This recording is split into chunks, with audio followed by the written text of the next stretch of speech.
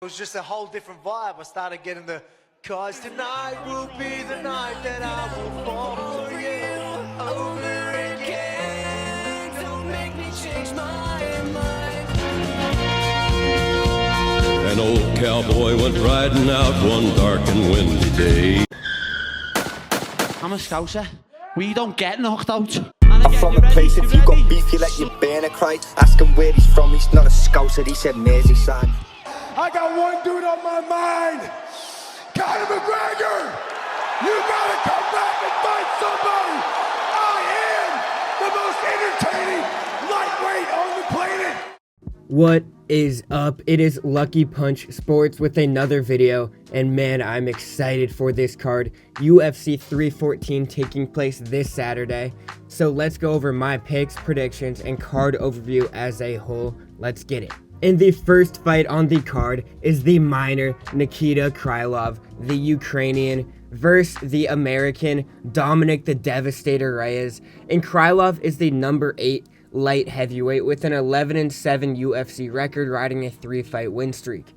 He's taking on former title challenger Dom Reyes. Reyes is attempting a career resurgence with 2 straight wins after 4 losses in a row, stretching back to his defeat against John Jones for the belt.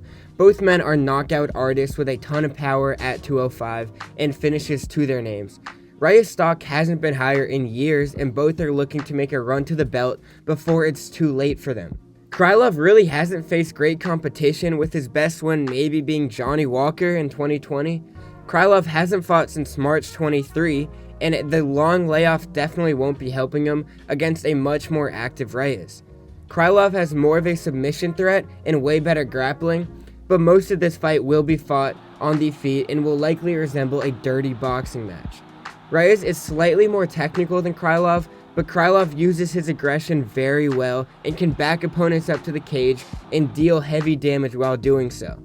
He uses kicks when marching fighters down and can find a lot of success when Reyes is on his back foot. This is likely Reyes' last shot, and I think Krylov will get a late TKO finish against the cage on Reyes while walking him down.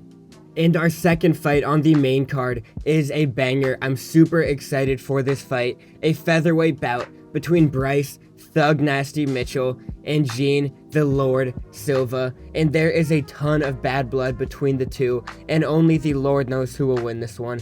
Bryce claims that Silva is blasphemous, and he plans to go on a holy crusade against him. Among other things, he also claimed,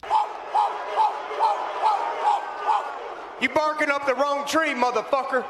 But Silva barks like a dog and fights like one too. He has incredible power that has silenced everyone put in front of him thus far. He has unrealized power even after 4 straight finishes, and Bryce is the best fighter he's fought yet and will by far be his toughest challenge. Bryce has had a ton of success in the UFC, especially on the ground. He even showed flashes on the feet against Apuria, but was eventually choked out. Josh Emmett also sent Bryce into purgatory with a mean overhand that genuinely looked like he killed him. Bryce will be the much better grappler, and that is his avenue to winning. Bryce could even catch him in a crucifix on the ground. This fight will be a true test of Silva's grappling as well as Bryce's striking. Silva struggled on the ground against Jourdain, and Mitchell is coming in as the 270 underdog here as the much better grappler, and I do believe he's being heavily underrated because of that Emmett fight and other things he said recently. I did not see any of those comments coming, just like Bryce did not see that right hook from Emmett, and although Bryce will have success on the ground, Silva's power is just too good. Silva may be on that Diego Lopes arc of only being a win or 2 away from skyrocketing to the top of the rankings. I'm a fan of Mitchell, his fighting, and he shouldn't be slept on because of his personality or some dumb things he has said. However, Silva is one of the most talented prospects in the UFC, who I predict will get a TKO finish over a balled up Mitchell after a failed takedown in round 2 or 3. And next up, another great fight in the featherweight division between Yair El Pantera Rodriguez and Patricio Pitbull. The Bellator champ comes over to begin his UFC career against the number 5 ranked featherweight Rodriguez, and Pitbull's coming off a successful Bellator career where he was 24-6 and was most recently the champ before making the switch. But I'd say Pitbull's prime was 2017 to 21, where he won 7 straight title fights. He even knocked out Michael Chandler in round 1. He has very heavy hands and a good frame for the division to accompany his good grappling. The main problem with Pitbull is none of his attributes but his age. He's been fighting since 2010 in Bellator, and he's 37 already with a ton of miles on him. Yair is a fast and agile striker who hasn't finished anyone with strikes since his last second elbow over TKZ in 2018. He's been finished in his last 2 fights against Volk and Ortega and has fought a ton of very tough competition. He keeps knocking on that door at the top of the division but has never been able to beat the top tier of the division. Pitbull has more power and finishing ability, but I think he'll be surprised by the speed and athleticism of Yair. The skill gap between the promotions might be a little too much for Pitbull right now and his declining abilities and speed at this stage in his career. I wish he had joined earlier, just like guys like Chandler, but I think Yair will point fight to a win, landing much more than Pitbull. It's up to him to make this a dirty dog fight. Pitbull will have his moments and land harder shots, but Yair will keep his distance for a decision win as the favorite. And now for the co-main event, this is the most excited I've been for a fight in a long time. A lightweight bout between the number 7 ranked Iron Michael Chandler and the 12 ranked Paddy the Baddy Pimblett, the Scouser. My 2 favorite lightweights are fighting, and it will be a violent, exciting fight, as all of their fights are. Chandler hasn't had a boring fight in his entire career, but also hasn't had many winning fights in his UFC career, and after his most recent loss against Oliveira at 309, he's now 2-4 in the UFC, but boy is he fun to watch. Body slams, wild overhand hooks, and breaking every rule he can. Chandler's game plan is always thrown out the window before the initial bell even rings. He's the UFC version of Justin Herbert. After his fights, you always wonder about the if involved. If he finished Oliveira, if he fought McGregor. Chandler needs to be careful or else Paddy will punish him with a tight choke. Paddy may seem like a rash and arrogant fighter from his antics so far, but he is a very tactical one who always fights to be in the best position he knows he can win at.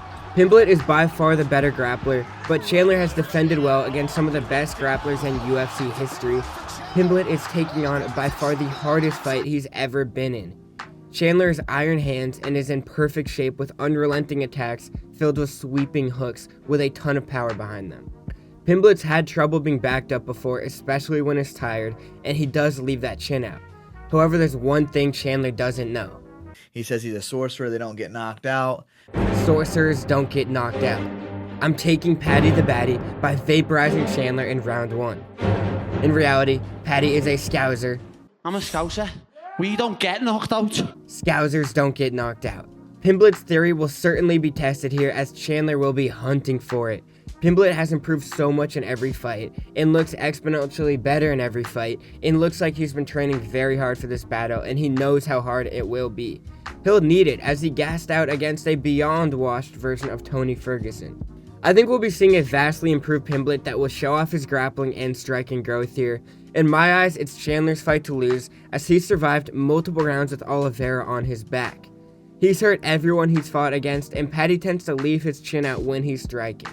Although Paddy will put on a fight, I think Chandler will catch that chin exposed in a wild exchange filled with blind hooks from Chandler. I'm taking him to knock out Paddy in rounds 3 or 4 when both men are getting pretty tired, but Chandler will continue to hunt down Paddy to land that big shot as the slight underdog.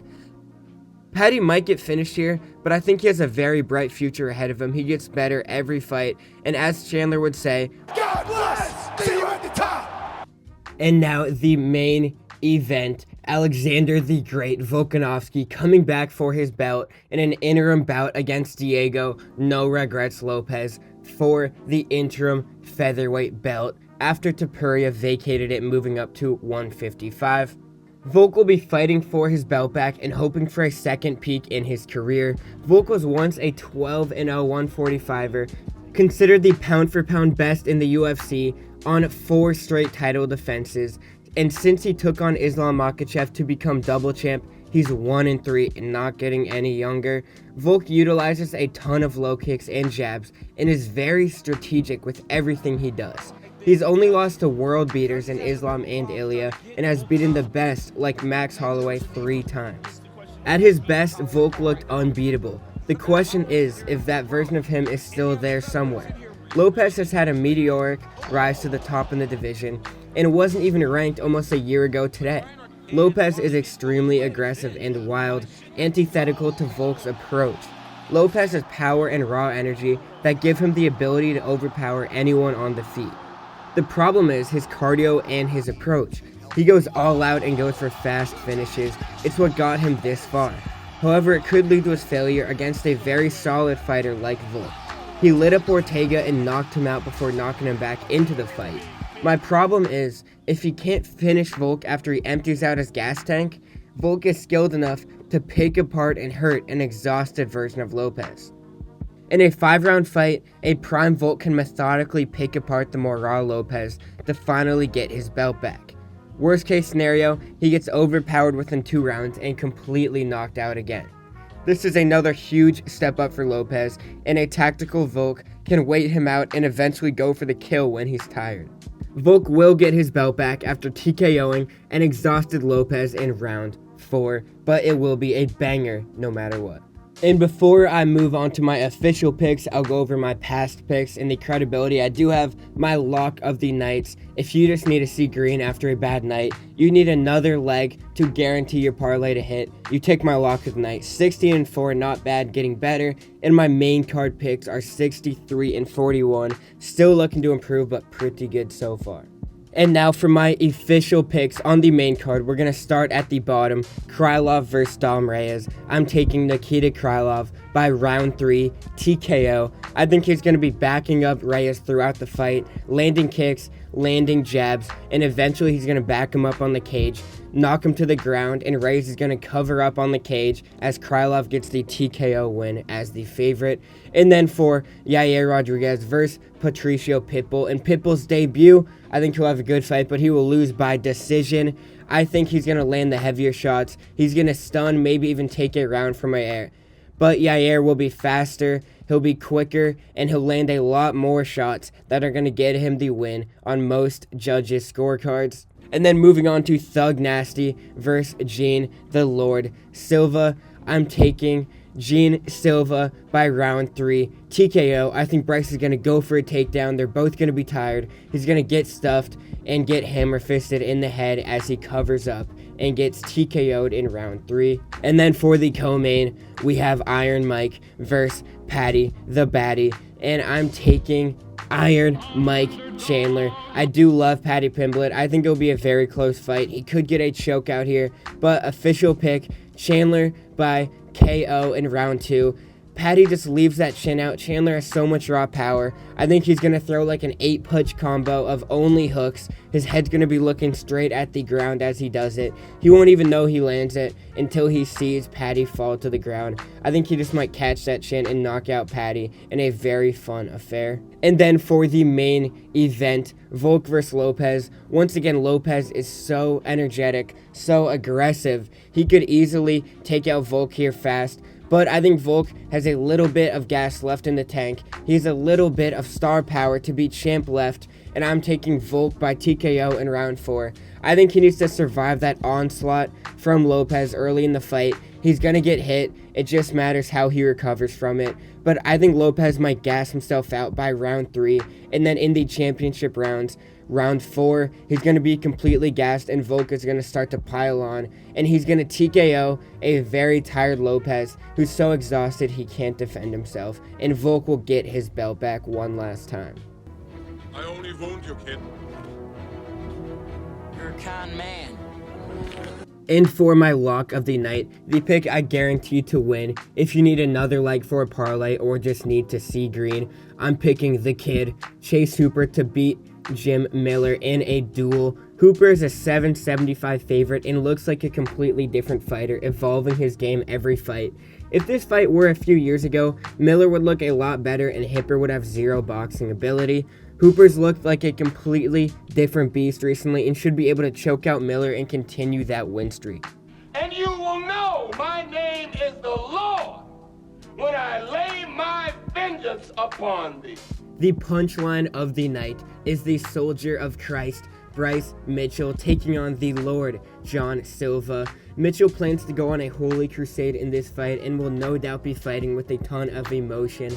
Silva is an animal. Bryce says he's possessed like one. He definitely does bark like one and fights like one too. No matter who wins, it will be an entertaining interview and will have a ton of emotion, and the fight will be insane. I'm a Scouser. We don't get knocked out.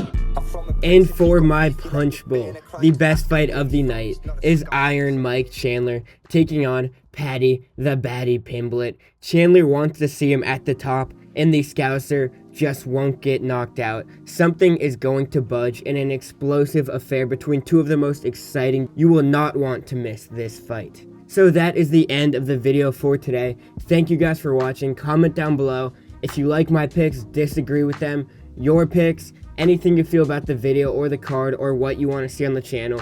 Thanks for watching and see you next time.